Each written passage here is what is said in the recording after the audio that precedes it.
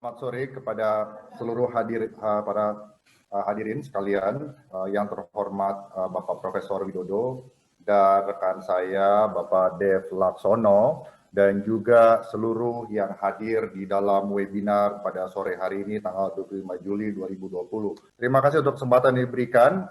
Di kesempatan ini saya akan mengajak kita semua untuk berdiskusi dari framing yang saling melengkapi. Dari framing yang sudah disampaikan sebelumnya oleh Profesor Widodo dan oleh Bapak Dave. Paparan saya pada sore hari ini akan bicara mengenai cyber power yang adalah elemen penentu atau deciding atau determining variable dari sebuah bangsa pemenang. Tolong dibantu dibuka slide saya. Ya, oke. Slide kedua, tolong slide kedua. Slide kedua. Ya, saya akan memulai presentasi saya dengan gambaran besar perspektif global. Banyak cara untuk melihat dunia, dan salah satu cara untuk melihat dunia adalah dengan melihat pembagian berdasarkan Global North dan Global South.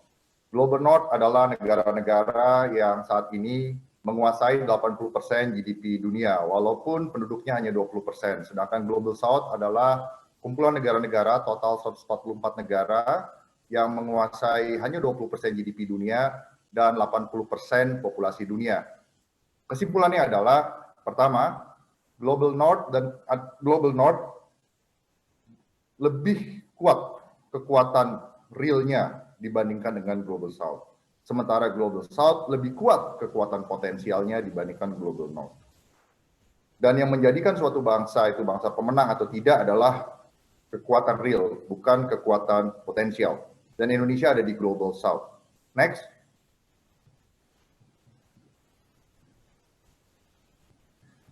Ya, ini yang tadi disampaikan oleh Profesor Widodo sebelumnya, bahwa kita untuk melihat fenomena di dalam era digital atau fenomena strategis, ya, cara berpikir strategis untuk melihat fenomena ke depan. Intinya seperti itu, baik itu dalam konteks digital atau non-digital era. Berpikir kritis, berpikir dalam waktu, berpikir sintesis, berpikir sistem dan berpikir kreatif, serta berpikir masa depan. Dan pada akhirnya kekuatan real seperti yang saya sampaikan tadi adalah sebagai penentu, sebagai bangsa pemenang. Next slide. Ya, dari sini kita bisa melihat kekuatan potensial harus ditransformasi menjadi kekuatan real. Dan salah satu kekuatan real di sini adalah kekuatan cyber. Nah, kekuatan cyber yang kuat akan melahirkan instrumen kekuatan nasional yang kuat, baik itu militer, kalau di dalam konteks Indonesia, TNI dan Kementerian Pertahanan, intelijen, mungkin di dalam konteks Indonesia, BIN, atau BSSN, BAIS, dan lain-lain, diplomasi, Kementerian Luar Negeri, penegakan hukum, Kejaksaan Agung, kepolisian, informasi, ada Kemenkominfo, finansial, ada Kementerian Keuangan, dan institusi terkait, dan juga instrumen ekonomi seperti Bank Indonesia dan Kementerian Koordinator Perekonomian. Next slide.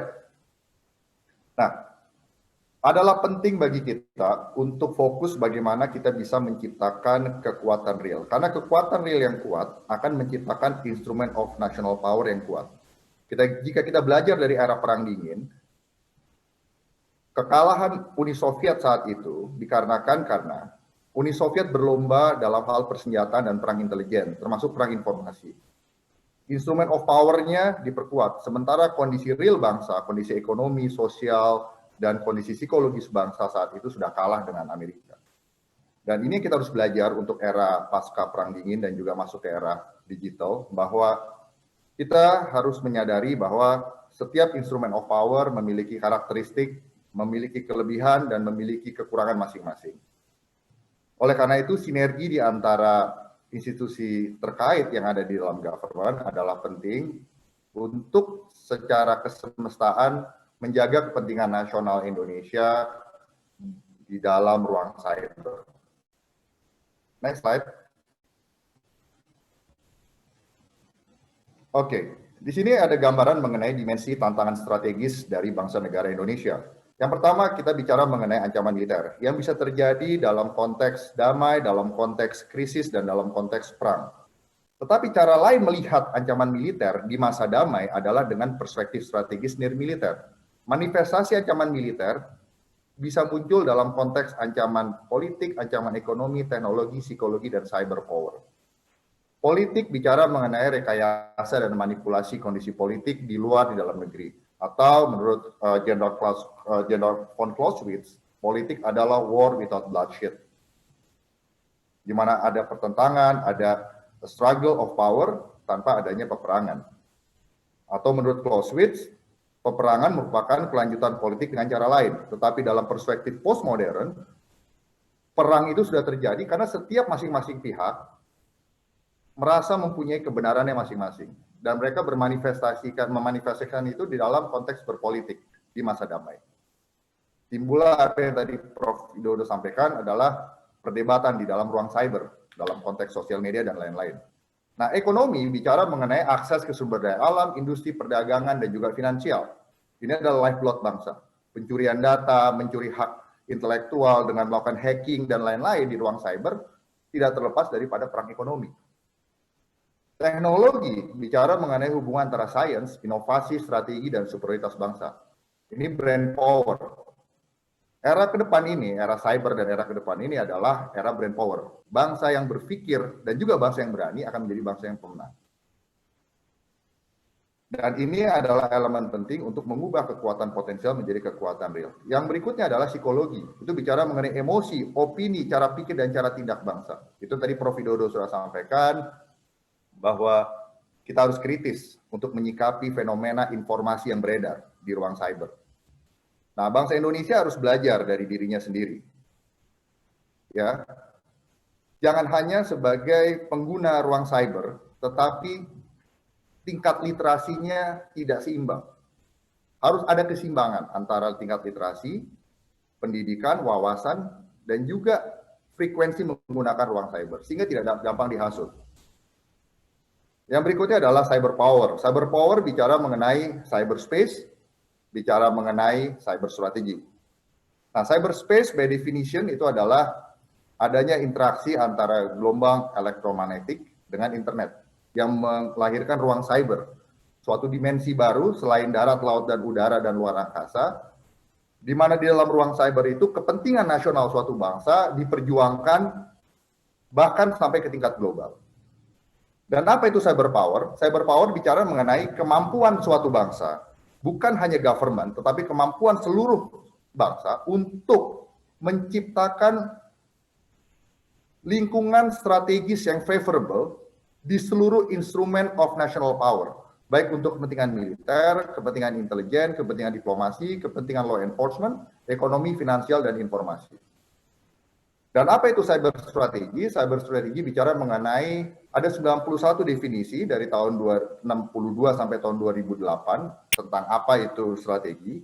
Tetapi paling tidak strategi itu bicara mengenai art dan science untuk menciptakan masa depan yang kita harapkan, di mana dalam strategi itu tidak mungkin statis, karena strategi tidak berdiri, tidak berada di ruang vakum, tapi strategi berada di dalam interaksi dengan komponen lainnya. Sehingga strategi adalah tentang bagaimana kita mengkondisikan, mengengineer, menajamkan lingkungan strategis di dalam diri kita dan juga di luar. Bagaimana kita men-shaping diri kita dan bagaimana kita juga men-shaping environment di luar, sehingga masa depan yang kita harapkan itu bisa tercapai. Paling tidak ada chance tercapai yang lebih tinggi. Nah, oleh karena itu strategi harus dinamis. Kalau kita melihat dinamika dalam ruang cyber, kita harus berpikir secara strategis, berpikir dinamis. Tidak bisa berpikir statis dan tidak bisa berpikir kaku. Kritis, berpikir dalam waktu, sintesis, sistem, imajinatif, dan futuristik. Karena cyber power bicara mengenai advantage suatu bangsa beyond conventional sphere. Nah, jika kita bicara cyber, sebenarnya sudah analog seperti yang ada di dimensi darat, laut, dan udara. Kalau kita bicara seperti negara Amerika atau China, sudah memperlakukan cyber sebagai domain kelima. Domain perang, mandala perang. Kalau di Amerika itu ada US Cyber Command yang dikomandani oleh seorang bintang 4 aktif dengan merah di sini. Artinya adalah komando perang. Sudah menganalogikan ruang cyber itu seperti dimensi perang di darat. Seperti ada istilah dalam militer itu adalah KOCOA. Pak Dev yang pernah sekolah militer di Amerika harusnya tahu. KOCOA bicara mengenai key observations. Bicara mengenai observation and field of fire. Bicara mengenai obstacle, bicara mengenai cover and concealment, bicara mengenai obstacle, bicara avenue of the approach. Maksudnya begini, di ruang cyber itu kita bicara mengenai key terrain. Apa sih? Kalau kita bicara map di dalam dimensi fisik darat ini, di ruang cyber kita bicara jaringan. Yang kedua kita bicara observation and field of fire. Siapa yang mau kita tembak, bagaimana kita mempertahankan diri kita. Yang C kita bicara cover and concealment, IP address. Yang yang kedua, O kedua kita bicara mengenai obstacle, firewall. Yang A terakhir kita bicara mengenai avenue of the approach. Bagaimana cara kita mendekati sasaran. Next slide. Saya mau bicara di sini ada 3 lapisan ruang cyber, ya, yang diambil dari Joint Publications 312 terbitan US Department of Defense. Yang pertama di sini ada layer fisik, di mana layer fisik terdiri dari 2, fisik darat, laut, dan udara. Yang kedua adalah fisik instrumen atau hardware dari cyber system, baik itu komputer, modem, dan lain-lain. Yang kedua bicara mengenai logical network, software, dan lain sebagainya yang digunakan untuk menciptakan ruang cyber. Yang ketiga bicara mengenai personil, interaksi antara manusia dengan physical dan juga logical network layer. Oleh karena itu kalau kita bicara cyber, kita tidak bisa hanya bicara apa yang non-fisik, tetapi juga bicara yang fisik. Ya. Dan ketiganya ini menciptakan apa? Informasi. Atau lingkungan informasi. Manusia menciptakan informasi, meng-create informasi, ya, merekayasa informasi, men-storage informasi, dan mengambil informasi itu untuk mengambil keputusan. Itu tadi sudah diterangkan oleh Pak Dev segala macam. Panjang lebar. Bagaimana implementasinya. Informasi itu diciptakan oleh manusia, disimpan oleh manusia, digunakan oleh manusia. Informasi itu begitu berharga, seperti yang tadi Prof. Widodo sampaikan juga. Nah, inilah ruang cyber yang harus kita perhatikan secara strategis. Dan ini merupakan medan peperangan baru di tingkat dunia untuk menciptakan competitiveness bangsa. Next slide. Oleh karena itu, ya, kesimpulannya menurut saya, RUU PDP sudah bagus, sudah dibahas oleh 2 pembicara sebelumnya. Yang pertama adalah Indonesia membutuhkan kebijakan dan strategi cyber nasional yang terdiri dari keamanan dan pertahanan cyber sebagai payung strategis dari seluruh upaya bangsa dalam pembangunan cyber power.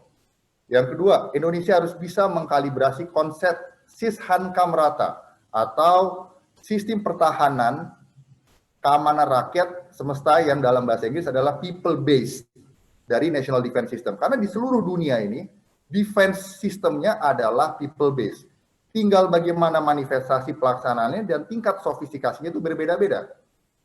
Gitu. Nanti saya akan jelaskan. Dan menjadi sekarang keamanan nasional, di mana peran instrument of power itu menjadi lebih berimbang. Kalau di masa lalu itu TNI dan Polri dominan, kalau sekarang itu menjadi lebih proporsional. Begitu Prof. Widodo ya. Antara Kominfo, BIN, BSSN, TNI, Polri kan Pak, kan sudah berbeda konteks strategisnya. Kita harus melihat ini. Dan cyber itu tidak bisa bicara hanya government. Dan dalam ini semua terkait untuk membangun cyber power di Indonesia. Nah, saya akan tekankan agak sedikit lama saya bicara di sini, mungkin 10 menit lagi. Ya, keamanan di sini bicara mengenai pertama dasarnya adalah kita mau ngambil masapman. Mau ngambil masap internet freedom atau bukan? Nah, kalau kita mengambil internet freedom, berarti kita harus dalam konteks yang sama menjaga kebebasan kita sendiri.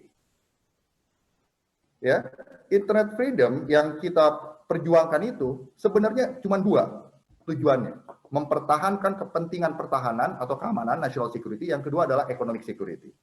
Yang pertama adalah keamanan, yang kedua adalah economic warfare, economic welfare. Ya, dan di dalam keamanan itu, di dalam perspektif keamanan, pertama ada yang namanya ekonomi digital. Tadi sudah diterangkan oleh Pak Dev dan Prof. Widodo.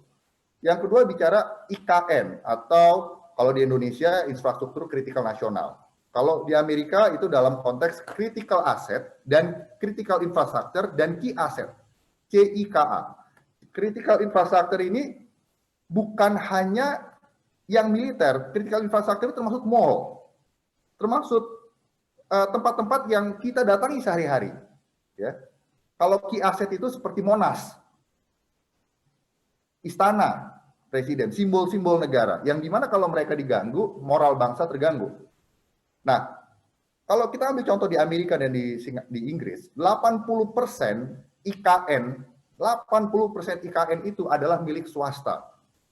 Bapak-bapak, ibu-ibu. Milik swasta dan terbagi di negara-negara bagian. Jadi bukan di bawah government gitu loh. Ya. Dan yang ketiga adalah bagaimana government mengamankan dirinya sendiri, yaitu adalah semua cyberspace dari government institutions.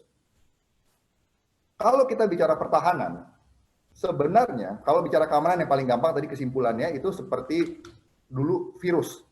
Ada virus, ada countervirus, antivirus. Itu gampangnya dulu, keamanan. Tapi kalau bicara pertahanan sebenarnya, di ruang cyber itu lebih gampang menyerang daripada bertahan.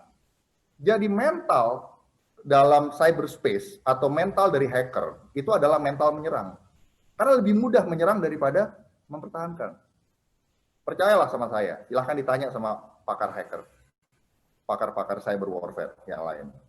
Nah, oleh karena itu, kalau yang namanya cyber defense, itu berarti cyber offense. Itu satu.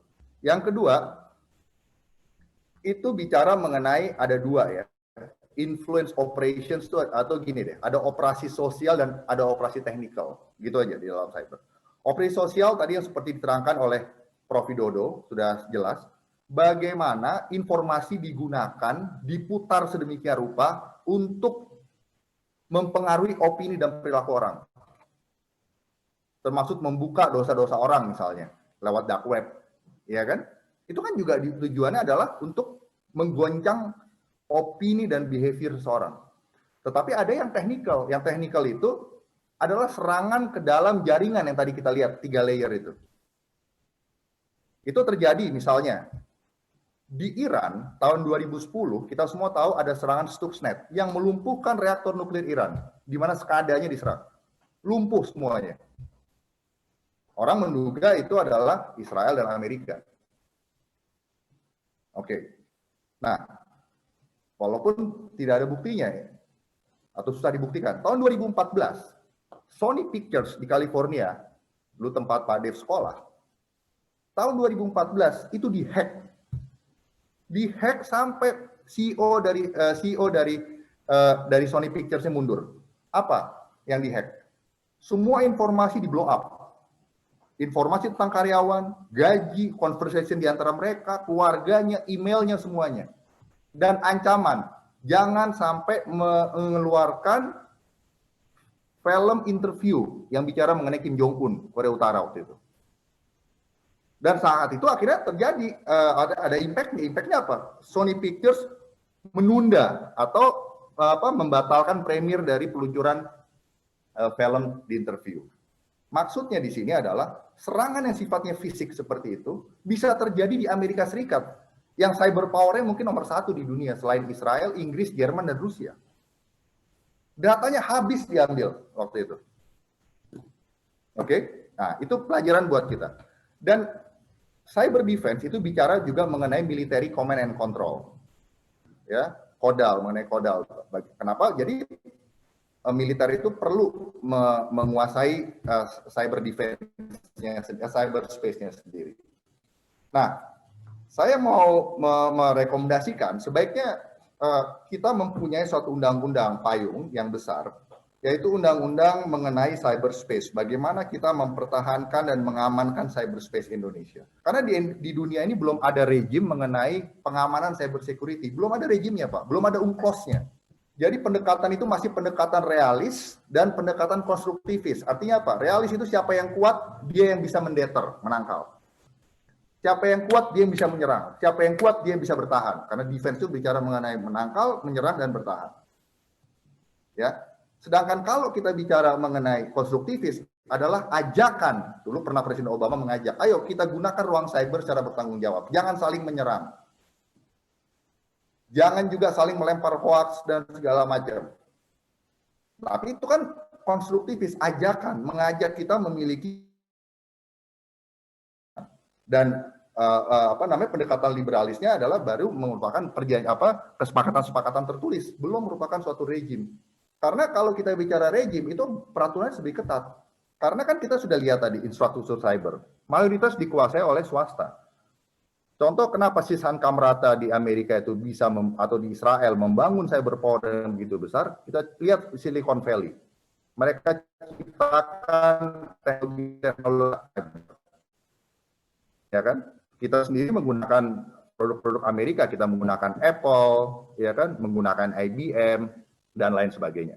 Nah, ini membuktikan bahwa peran non-government itu begitu besar untuk menciptakan cyber power di negara. Oleh karena itu, saya akan merekomendasikan, ya, saya akan merekomendasikan sebaiknya bahwa ruang cyber harus menjadi komponen integral dari seluruh aspek kehidupan bangsa kita dan merupakan fondasi utama untuk melindungi keamanan nasional dan untuk meningkatkan kesejahteraan bangsa atau aspek ekonomi. Oleh karena itu, strategi dan hukum yang lebih besar di bidang cyber dalam pengaturan ruang cyber di Indonesia itu ditujukan untuk bagaimana mengamankan ruang cyber dalam jangka panjang, atau dalam bahasa Inggris adalah to secure the cyberspace for the future generations. Oleh karena itu, strategi dan hukum mengenai cyberspace di Indonesia itu paling tidak harus melakukan 4 hal. Yang pertama adalah bicara mengenai mempertahankan tanah air. Di Undang-Undang 45 dikatakan mempertahankan darat, laut, dan udara. Sekarang bicara luar dan ruang cyber, ya, melalui upaya perlindungan terhadap jaringan, terhadap sistem, terhadap fungsi. Yang kedua, memajukan kesejahteraan bangsa melalui ekonomi digital dan inovasi bangsa. Kita sudah lihat tadi, kenapa Israel dan Amerika kuat. Keterlibatan sektor swasta luar biasa. Silicon Valley-nya mereka luar biasa. Otomatis government instrument of power-nya jadi kuat. Karena real power-nya sudah kuat.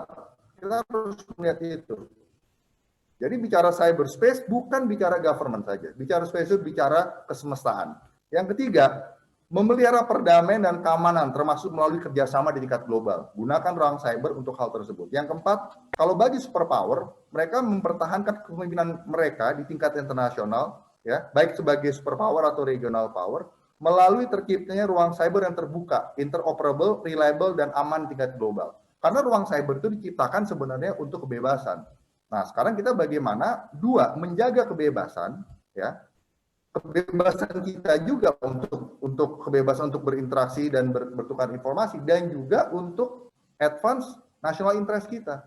Jadi kita kalau melihat undang-undang seperti PDP, undang-undang RUU Ketahanan Keamanan Cyber yang sekarang belum diluncurkan lagi untuk dibahas di Prolegnas, kita harus melihatnya dari perspektif lebih besar. Apa yang harus bangsa ini lakukan secara kesemestaan untuk bagaimana kita menciptakan cyber power sehingga kita mampu menggunakan cyberspace untuk memajukan kepentingan nasional kita. Karena di dalam cyberspace tiap hari adalah perang.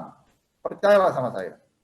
Kalau Anda yang bisa melihat dinamika dari peperangan cyber, tiap hari perang. Dan itu tidak mengenal masa damai, masa krisis, dan masa perang. Karena di masa damai itulah perang cyber berlangsung.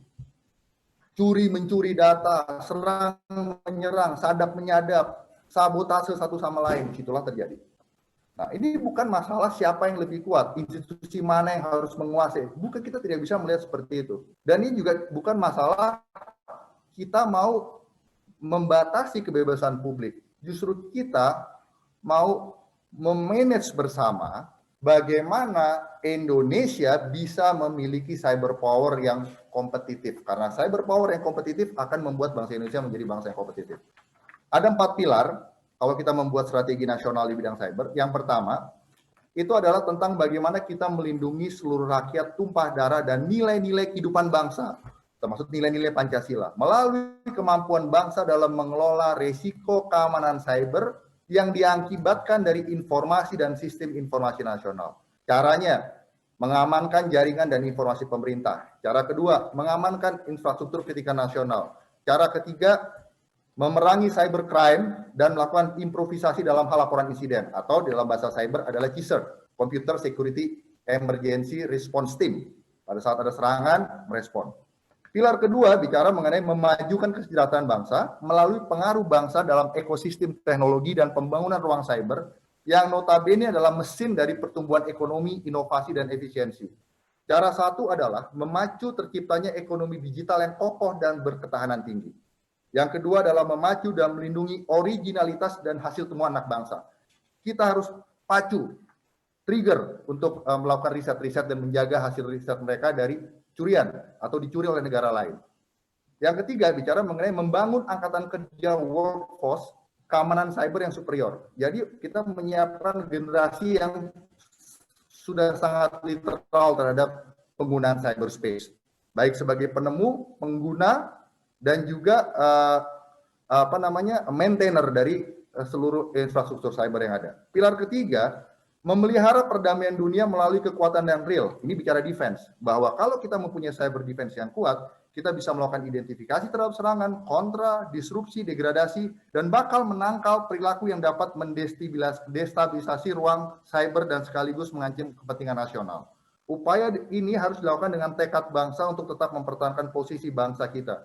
Nah, kalau kita di tingkat Asia Tenggara, kita tunjukkan bahwa kita maju secara cyber, unggul dalam cyber, itu sudah suatu pijakan yang luar biasa untuk bangsa ini lebih maju lagi. Kalau kita mempunyai kemampuan untuk menangkal, orang juga nggak mau menyerang kita. Nah, cara satu adalah meningkatkan stabilitas cyber melalui terciptanya norma-norma penggunaan ruang cyber yang bertanggung jawab. Seperti tadi Prof. Widodo sampaikan. Kritis dan hati-hati menggunakan ruang cyber. Yang kedua, yang berikutnya, pilar keempat yang terakhir, mempertahankan pengaruh kita di tingkat global melalui terciptanya internet yang terbuka. Artinya begini, kita menggunakan ruang cyber untuk berdiplomasi, untuk mempromosikan nilai-nilai kita. Nah, oleh karena itu saya dalam posisi yang mendukung menciptakan ruang cyber yang terbuka, interoperable, reliable, dan aman. Saya aliran yang percaya bahwa harus ruang cyber itu adalah terbuka, harus ada freedom of internet. Nah, cara kedua adalah membangun kapasitas cyber internasional. Kita melakukan kerjasama internasional. Oleh karena itu kesimpulannya, menurut saya Presiden harus mengeluarkan strategi cyber nasional dan saran saya DPR juga harus mengeluarkan undang-undang yang berkaitan dengan keamanan cyber. Yang berikutnya, nanti akan dielaborasi mana yang menjadi bagian Kementerian Pertahanan, mana yang menjadi bagian dari Badan Cyber dan Sandi Negara, Kemenkominfo, BIN, dan lain-lain. Dan kita harus memacu itu semua sehingga ini merupakan suatu strategi cyber yang bersifat kesemestaan untuk menciptakan cyber power di Indonesia.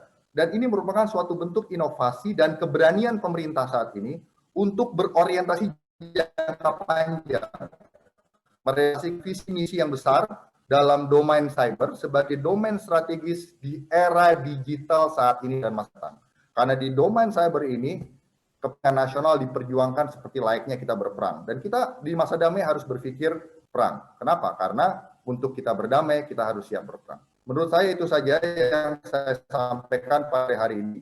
Saya harapkan apa yang sudah saya share bisa menjadi referensi pembelajaran bagi kita semua. Terima kasih, selamat sore dan salam hormat, salam kebangsaan. Silakan saya kembalikan kepada moderator.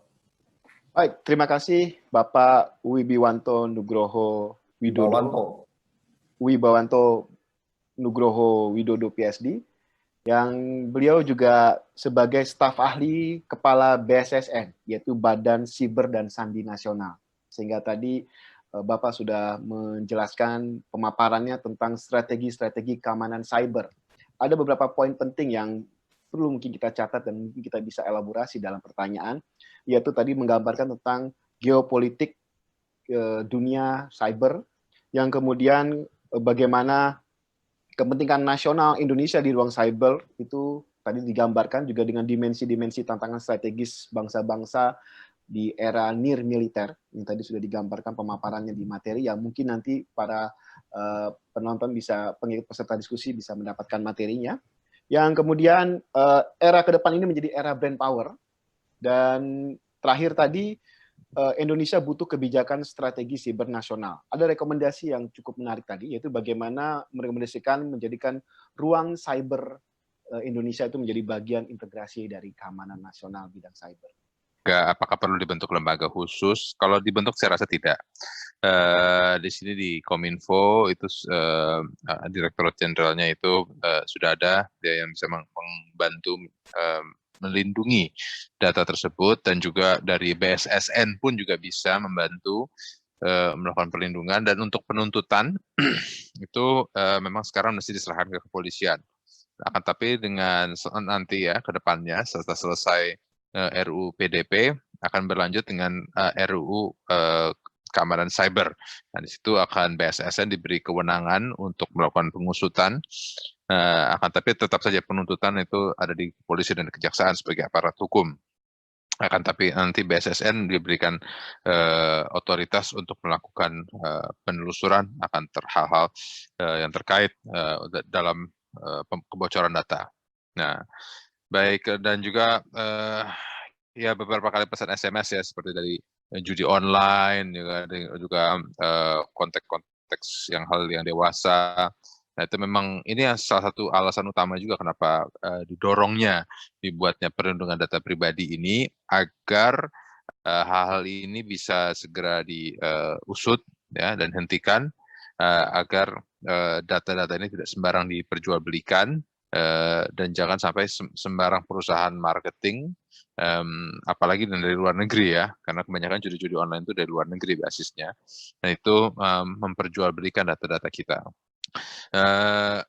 Langkah-langkah Bapak untuk mengatasi permasalahan ya melindungi data ya itu ya dengan melakukan undang-undang. Nah, karena dengan undang-undang ini akan mewajibkan pemerintah untuk membuat urunannya, peraturan-peraturan pemerintah, ataupun juga lembaga-lembaga khusus, memperkuat lembaga-lembaganya yang ada ya, seperti BSSN, divisi cybernya kepolisian, dan juga dari Kominfo-nya sendiri, dan juga untuk lebih diwajibkan untuk memajukan teknologinya agar selalu update dengan hal-hal yang terbaru, apakah teknologi terkini lah, apakah coding yang baru, agar instansi pemerintah itu selalu update dalam melakukan penegakan hukum.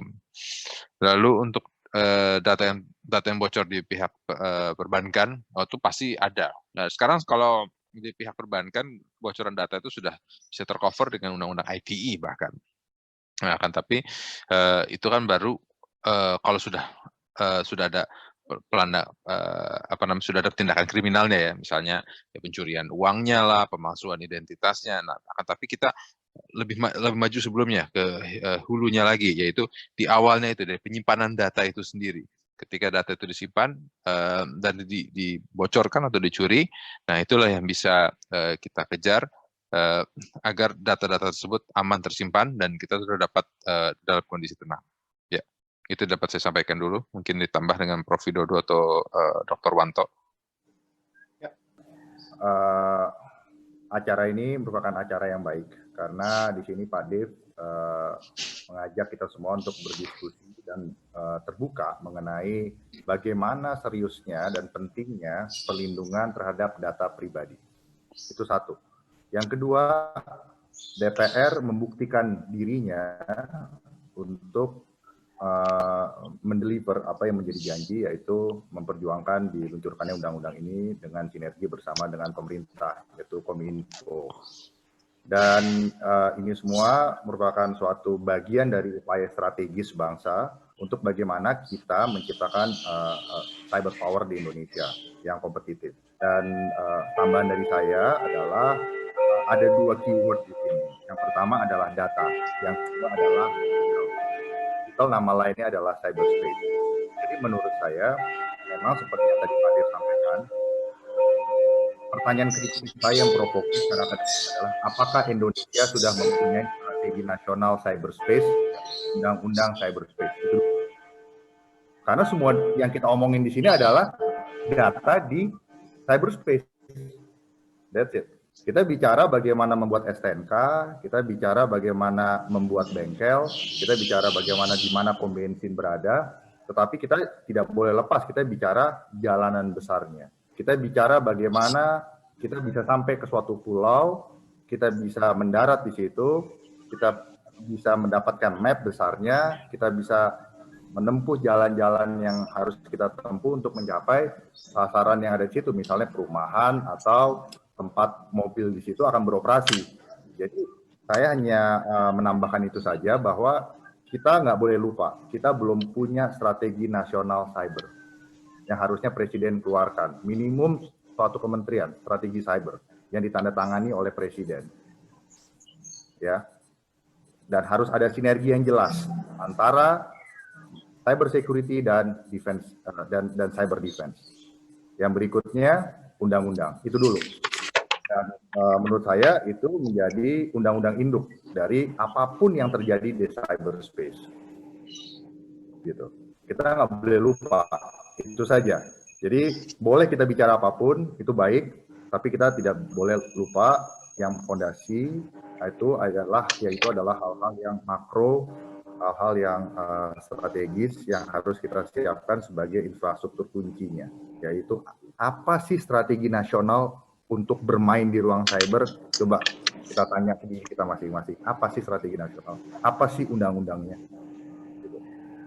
Nah, menurut saya itu aja dulu, karena setahu saya memang kalau di cyberspace undang-undangnya kalau kelihatannya kalau BSSN sih, saya bicara pribadi ya, sebagai akademisi, ya Perpres dan Undang-Undang Dasar 45 langsung.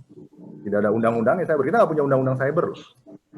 Tempat data yang kita bicarakan ini sekarang berada begitu. Itu saja. Saya rasa itu saja. Terima kasih, acara ini sangat bagus dan saya mengharapkan undang-undang PDP ini juga bisa segera digolkan sebagaimana diharapkan dan diikuti oleh induknya, yaitu RUU KKS dan juga RUU terkait lainnya. Saya setuju dengan Pak Dev, tidak perlu ada institusi baru sekarang. Gitu. Kita harus berpikir koheren, bukan menambah means, tapi berpikir strategis dulu. Means itu menyusul. Kalau kita menambah means, tidak tahu tujuan asalnya, itu akan mubazir. Ya. Terima kasih, selamat sore, sekian tanggapan dari saya. Terima kasih Pak Wibawanto Nugroho, PhD. Dan sekaligus terima kasih juga kepada seluruh narasumber, kepada Bapak Dev Laksono, selaku anggota Komisi 1 DPR RI, kepada Bapak Prof. Widodo Muktio, selaku Dirjen Komunikasi Publik Kominfo, dan juga kepada Bapak Wibawanto Nugroho, PhD, yang hari ini telah menyediakan berkenan waktunya untuk memberikan sharing knowledge dan pemaparan materinya mengenai RUU-PDP ini. Sekali lagi, terima kasih. Juga terima kasih kepada seluruh peserta webinar hari ini yang sudah mengikuti diskusi yang sangat menarik ini, baik melalui Zoom dan juga melalui YouTube Live yang begitu banyak respon, tapi mohon maaf karena keterbatasan waktu, kami hanya dapat menampung beberapa pertanyaan saja. Sekali lagi terima kasih kepada semua narasumber dan kepada semua peserta. Saya Mesra Budiasa, dosen komunikasi dari Universitas Bung Karno, menutup diskusi ini dan saya kembalikan lagi pada MC untuk meneruskan. Sekali lagi terima kasih dan selamat sore. Ya, terima kasih. Izin saya sambil alih-alih. Terima kasih untuk Pak Maestra sekali lagi sebagai selaku moderator dan juga terima kasih kepada seluruh narasumber, Pak Dev Akbar Safikarno selaku anggota Komisi 1 DPR RI, Bapak Prof. Dr. Widodo Muktio selaku Dirjen Informasi dan Komunikasi Publik Kominfo, dan yang terakhir Bapak Wibawanto Nugroho Widodo PhD, dosen Asymmetrical and Cyber Warfare Fakultas Strategi Pertahanan Universitas Pertahanan Indonesia. Atas waktu dan pemaparan materinya. Saya informasikan juga narasumber sudah bisa meninggalkan rangkaian acara di sore hari ini. Terima kasih.